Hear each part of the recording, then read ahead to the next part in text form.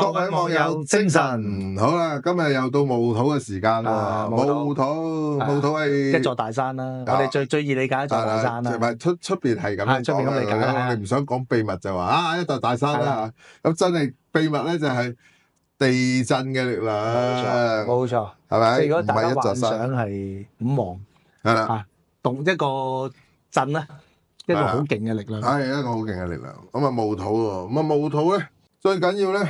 就係要見辰戌丑未月咧，咁啊要做法元約咧，就話要見金啦。咁但係如果有煞都要先論煞嘅，就係例如呢個康熙喎，呢個康熙啊咁啊，佢雖然係辰月出世啊，但係咧佢透咗個甲啦，我哋就叫做有煞先論煞啦。係咁個煞旺唔旺咧？個煞喺春天嚟講都係叫勁嘅，通咗根啊嘛，咁但係個同個土比咧，啲土啊就更加旺，所以爭少少啦。所以咧就叫我哋呢個格叫做財之弱煞格，係咪？好啦，我哋又講過喜神居年柱，早上興隆或富貴，咁佢個用神喺個七煞嗰度啊，咁咧大家都知啦，嗰個係阿爺個位，或者係叫做祖輩啦。咁佢老豆叫做順治啦，順治個老豆係叫做皇太極，皇太極係啦，係啦，皇太極，跟住皇太極個老豆係老兒蝦赤，老叉赤冇錯，係嘛？咁佢所以老兒蝦赤同皇太極都係打到出名噶嘛，係嘛？佢老豆順治係入關俾人抱翻嚟入關噶嘛，咁啊如是者，我哋咧就睇下喎，佢嘅神咧。就係佢個水嘅墓庫啊，係咁咧，佢所以咧就同個父親個緣分都叫做薄弱啲啊，爭啲。咁出咗世咧就啱啱個宮廷就爆天花，同埋佢又中咗天花，冇錯，就俾人捧咗出宮，佢基本上都未見過老豆，由啲咩蘇麻拉姑嗰啲湊佢啊，奶媽啦，我哋認為個奶媽湊大啊。個老豆咧就喺佢8歲嗰陣時係瓜老襯，瓜老襯啊點啊？咁啊阿孝莊皇后咧就捧佢做皇帝啦，同嗰個多爾袞冇錯，好打嘅多爾袞係咪？個捧咗佢做皇帝啦，總之就做輔助啦。多爾袞就輔政大臣啦。好啦，所以佢8歲做皇帝，佢第一個運己字，佢就俾人合咗個煞。一合咗個煞就係啦，冇權，我哋叫做合煞或者叫做制，下一個運制煞都係冇權，都係爭啲。咁所以咧，佢呢個皇帝一做就冇權嘅皇帝，咁就係因為佢合咗個煞，咁啊甲己化土啊，遇龍則化，咁所以咧個甲咧冇錯就變咗土，係咪啊？咁啊變咗咧就嗰個權力俾人分咗啦。庚又係咯，庚咧就佢俾人鰲拜。係嘛？夾住就制佢個煞，係咪啊？好易睇係啊，係咪？鰲拜去食傷啊嘛，下屬條叻，好啦，就去制佢個煞，制佢權力。咁佢點樣化解啊？佢梗係要揾今天鑑食菜嗰個，點啊？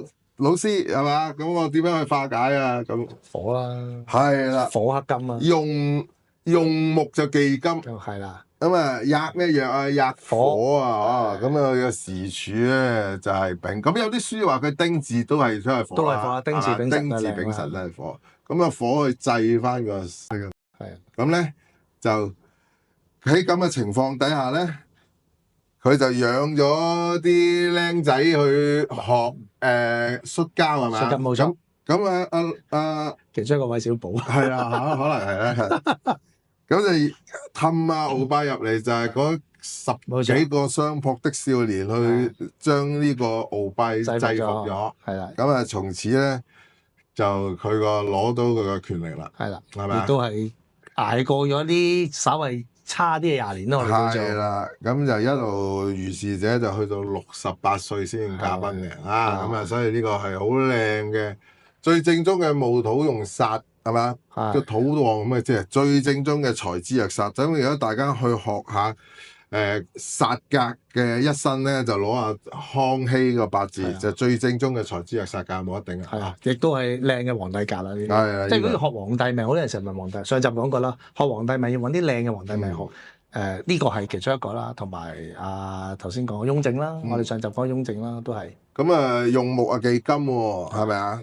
咁佢個夫妻宮呢度就係爭啲啦，爭啲啊，爭啲啦，冇錯。我哋記得講丙火嗰陣時啊，左宗棠嘅妻宮係非常之靚，丙午啊，係啊，啦。咁呢個係非常之差，好差，呢個真係差。咁佢差在喺個夫妻宮，佢最出名嘅事咧就係佢因為咧佢要錫個太子啊嘛，咁咧就廢咗佢，即係個太子實在太黐線，咁啊廢咗佢，跟住又算啦，又耳仔軟，又再立翻佢啦，係啦，再立翻佢，跟住後尾就再廢。係電視劇睇好多嘅呢啲，我咪呢個係真事嚟嘅。咁啊廢咗個太子之後咧，咁啊其他王子咪發神經咯，九王奪嫡啦，好明顯就一定係嗰啲老婆搞事啊！係話喂有機會啊，撥啲太子出嚟爭啊，係咪先？係佢如果唔係即係我哋咁大家人都知啦，一定係佢老婆就叫啲仔去搶嘢啦，係咪啊？咁所以個妻宮係差嘅。係呢個幾明顯嘅。咁啊，所以就冇辦法啦。咁啊，一生都係喺個鬥爭當中啊，康熙嚇。都冇計啊！佢自己本身都係一個好多即係陽日元重嘅八字，有時都見到係比較多面對呢一種競爭啊或者鬥爭嘅格局裏邊啦。好在咧就點都揾到個雍正啊，先丁火講過啦，就係雍正啦。好，我哋到你又好似分享有個八字分享喎。嗱，呢個八字咧，我分享八字好得意嘅。阿師傅分享嗰啲就係好靚嘅格局啦。我分享嗰啲咧就係唔係話佢唔靚，但係好多奇遇。嗱，呢個好明顯戊土，冬天冬天咁啊，有火條口喎，有火條靚，所以咧你一望就知係靚噶啦。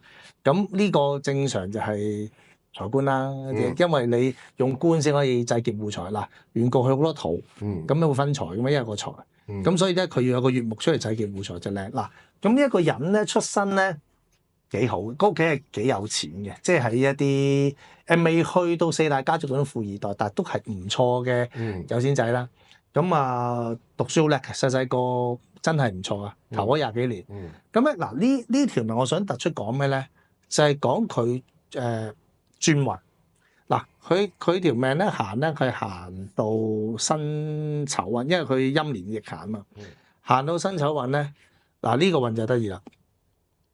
我嗰陣識佢咧，佢係真係一個公子咁樣嘅，哇，周身名牌，但係個人好 humble 啊，即係佢冇毫無架子 ，very nice 嘅。咁佢對個八字俾我睇咧，一望話梗係呢靚八字啦。但係去到呢個運咧，辛酉運咧，我就好好奇問佢，因為我識佢嗰陣正係辛酉運。我話：咦，你喺呢個運有冇嘟嘟啊？即係意思即係話有冇跌得好大鑊啊？跟住佢突然間望住我，你講多啲要聽下，你覺得有幾大鑊？我話呢啲一定唔係破產啊，就係總之瞓街啦。咁事實上咧，佢正係呢個運咧，就係破產同瞓街。真係瞓個街啊！你諗下一個咁犀利嘅，即係有錢嘅人。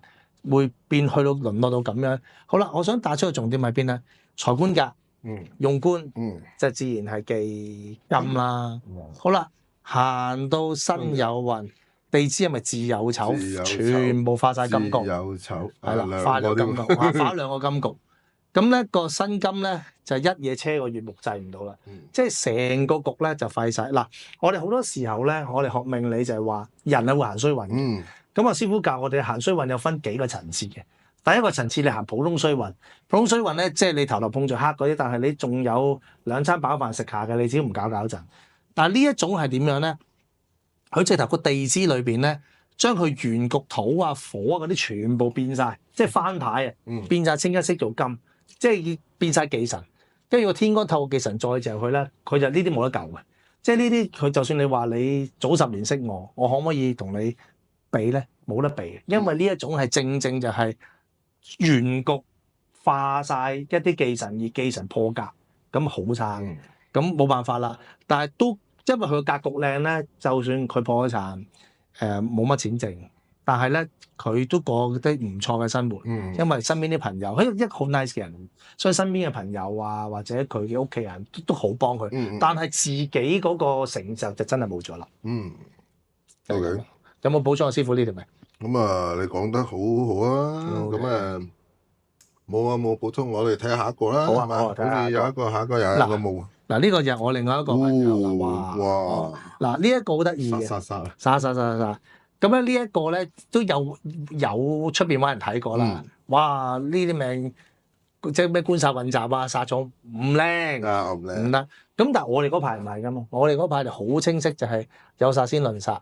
咁呢條命就好明顯啦。嗱，佢戊土戌月，土又旺，兩個夾見到個人又係旺。咁啊我如果以我斷咧，我都要呢個就算命途中就問下佢，你係咪要落手落腳做嘢嘅人啊？佢係，我中意親力親為嘅。咁就我斷定食神制殺，因為個殺太旺。咁好啦，食神制殺。咁咧呢條命好玩在咩咧？因為初初俾我睇嗰陣咧，咁好多師傅唔識批嘅。咁我睇佢話：咦，你因為食神制殺，你係一個好中意解決問題嘅人。咁就初初同佢算命，我唔知佢做咩嘅。